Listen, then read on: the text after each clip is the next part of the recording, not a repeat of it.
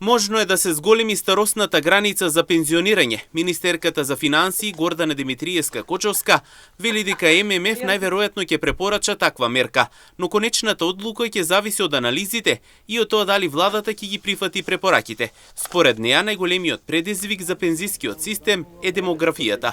Тама уверојатноста дека ќе кажат да го зголемиме прагот старосната граница нели за пензионирање, очекувано нешто, дали владата ќе го прифати или не, ќе видиме, но да се чекаме да ги направат анализите, тие сега ќе почнат. За колку време ќе ги направи ММФ анализите, навистина не би знаела да кажам, но се согласивме да ги направат, чисто нели треба еднаш за секогаш да видиме што се случува и како се случува и што би не очекувало во иднина. Тие даваат некои податоци, каде што да кажам најголемиот проблем за пензискиот фонд ќе биде проблемот со демографијата.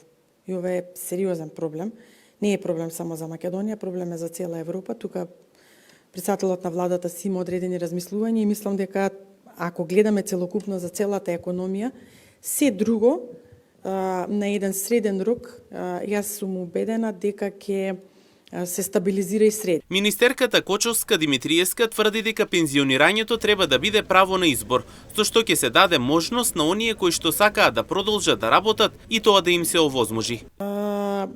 Лично сметам дека треба да се остави како право на избор. Да си останат годините, да се даде можност за оние кои што сакаат да си продолжат, да нема, нели некој можеби е здрав, способен и сака да работи, да се остави простор да може да работи. Но има и такви кои што сакаат да се пензионираат порано и сметам дека имајќи предвид дека сите ние во одреден период заедно сме работеле, така да кажеме на пример одредени генерации кои што не знам за 2-3 години ќе одат во пензија и ќе одат по стариот закон, и ако евентуално дојде нов, повторувам евентуално, да не излеземе надвор од она што го пензискиот систем и какви мерки ќе бидат потребни во иднина.